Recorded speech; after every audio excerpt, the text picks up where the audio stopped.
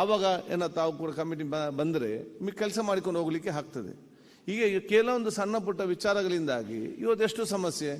ನಮಗೀಗ ಬಿಲ್ ಮುಗಿಸ್ಬೇಕು, ಇಲ್ಲಿ 4-5 ಚರ್ಚೆಗಳು ಮುಗಿಸ್ಬೇಕು, ಕ್ವಶನ್ ಅವರ್ ಇಲ್ಲ, ಕೆಲವು ಕಾಲಿಂಗ್ ಅಟೆನ್ಷನ್ 4-5 ಚರ್ಚೆಗಳು ಮುಗಿಸ್ಬೇಕು, ಕ್ವಶನ್ ಅವರ್ ಇಲ್ಲ, ಕೆಲವು ಕಾಲಿಂಗ್ ಅಟೆನ್ಷನ್ ಮೊನ್ನೆಯಿಂದ ಹಾಕಿದ್ದಾರೆ, ಒಬ್ಬರಿಗೊಂದು ಕಾಲಿಂಗ್ ಅಟೆನ್ಷನ್ ನಮಗೆ ಕೊಡ್ಲಿಕ್ಕೆ ಆಗಲಿಲ್ಲ. ಇಷ್ಟು ಶಾಸಕರು ಬಂದು ಅವರ ಕ್ಷೇತ್ರದ ಬಗ್ಗೆ ಚರ್ಚೆ ಮಾಡಲಿಕ್ಕೆ ನೀವು ಕಾಲಿಂಗ್ ಅಟೆನ್ಷನ್ ಕೊಡ್ಲಿಕ್ಕೆ ನಮಗೆ ಸಮಯ ಸಿಕ್ಕದಿದ್ದರೆ ಯಾವುದೇ ಬಗ್ಗೆ ಚರ್ಚೆ ಮಾಡಿಕೊಂಡು ಹೋದ್ರೆ ಅಥವಾ ಲೇಟ್ ಆಗಿ ಬಂದ್ರೆ ಇವಾಗ ಶಾಸಕರಾಗಿ ನೆಕ್ಸ್ಟ್ ಯಾರು ಅಸೆಂಬ್ಲಿಗೆ ಬರ್ತಾರೆ, ನಮ್ಗೆ ಅವಕಾಶ ಇಲ್ಲ ಅಂತ ಹೇಳ್ತಾರೆ. ಇದರಲ್ಲಿ ಇವತ್ತು ಇದ್ದಂಥ ಕ್ವಶನ್ ಅವರನ್ನು ನಾವು ಅದನ್ನು ಮುಂದಕ್ಕೆ ಹಾಕಿದ್ದೇವೆ. ಯಾವುದು ಇವತ್ತು ಬೆಳಿಗ್ಗೆ ಚರ್ಚೆ ಮಾಡಲಿ, ಉತ್ತರ ಆದ ನಂತರ ಕ್ವಶನ್ ಅವ್ರು ತೆಕ್ಕೊಳ್ಳುವ ಅಂತ ಹೇಳಿ. ಸೊ ನೀವು ಕೂಡ ಜವಾಬ್ದಾರಿ ಸ್ಥಾನದಲ್ಲಿದ್ದ ನೀವು ಆಲೋಚನೆ ಮಾಡಬೇಕು.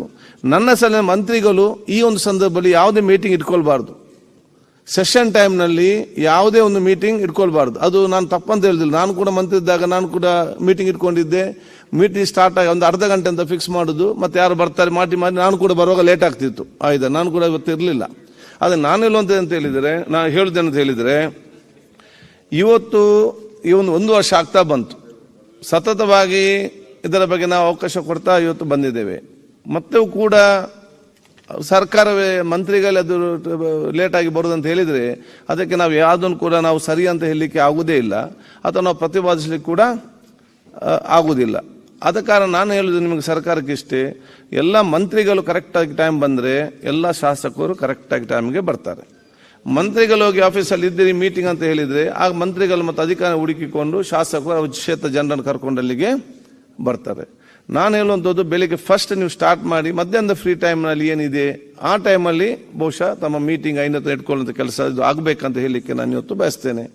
ಸೆಷನ್ ಟೈಮಲ್ಲಿ ಬೆಳಿಗ್ಗೆ ಹೊತ್ತು ಮೀಟಿಂಗ್ ಇರುವ ಅದ ಅಗತ್ಯ ಏನಿದೆ? ನಾನು ಅದಕ್ಕೆ ಬೇಗ ಇಟ್ಟದ್ದು ಯಾಕೆಂತ ಹೇಳಿದೆ, 9 ಗಂಟೆ 9ಕ್ಕೆ ಇಟ್ಟರೆ ಬೆಳಿಗ್ಗೆ ಯಾರಿಗೂ ಮೀಟಿಂಗ್ ಇಟ್ಕೊಳ್ಳಿಕ್ಕೆ ಹೋಗುದಿಲ್ಲ. ಯಾಕೆಂತ ಹೇಳಿದರೆ ಬೇಗ ಡೈರೆಕ್ಟ್ ಬರ್ತಾರೆ. ನಾವು 10-11 ಗಂಟೆಗೆ 10:30 ಗಂಟೆಗೆ ಇಟ್ಟರೆ ಬೆಳಿಗ್ಗೆ ನಮಗೆ ಊಟ ತಿಂಡಿ ಎಲ್ಲ ಮಾಡಿ 9 ಟೈಮ್ ಇದೆ, ಆಗ 1 ಗಂಟೆ ನಾವು ಮೀಟಿಂಗ್ ಮಾಡೋ ಅಂತೇಳಿ ಮೀಟಿಂಗ್ ನಾವು ಕೂತ್ಕೊಳ್ತೇವೆ. ಮೀಟಿಂಗ್ ಕೂತ್ಕೊಂಡು ನಂತರ ಸಮಯ ಮುಗಿಯುವುದಿಲ್ಲ. ಮುಗಿದಿದ್ರು ಕೂಡ ಬೇರೆ ಜನ ಬರ್ತಾರೆ, ಮಂತ್ರಿಗಳು ಆಫೀಸಲ್ಲಿ ಇದ್ದಾರೆ ಅಂತೇಳಿ ಅದೆಲ್ಲ ಜನ ಬರ್ತಾ ಇವತ್ತು ಇಡ್ತಾರೆ. ಅದಕ್ಕಾಗಿ ನಾವು ಬೆಳಿಗ್ಗೆ 9-9 ಇಟ್ಟರೆ ಡೈರೆಕ್ಟಾಗಿ ಮನೆಯಿಂದ ಡೈರೆಕ್ಟಾಗಿ ಇಲ್ಲಿಗೆ ಬರ್ತಾ ಉದ್ದೇಶದಿಂದಲೇ ನಾವು ಇಟ್ಟಂಥ ವಿಚಾರಗಳು.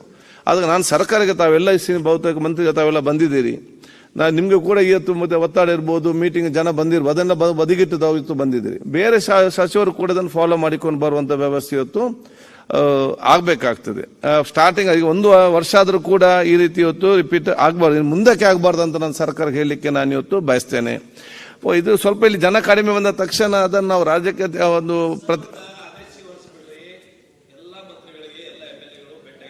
ಬೆಳಗ್ಗೆನ ಹೋಗ್ಬೇಕು ಮನೆಗಳಿಗೆ, ಇಲ್ಲಿ ಆಫೀಸ್ದಲ್ಲೇ ಸಿಗುತ್ತಲ್ಲ, ಅಸೆಂಬ್ಲಿಯಲ್ಲಿ ಒಳಗಡೆ ನಮ್ಮ ಜನರನ್ನ ಮಂತ್ರಿಗಳಿಗೆ ಭೇಟಿ ಮಾಡ್ಸಕ್ ಆಗಲ್ಲ.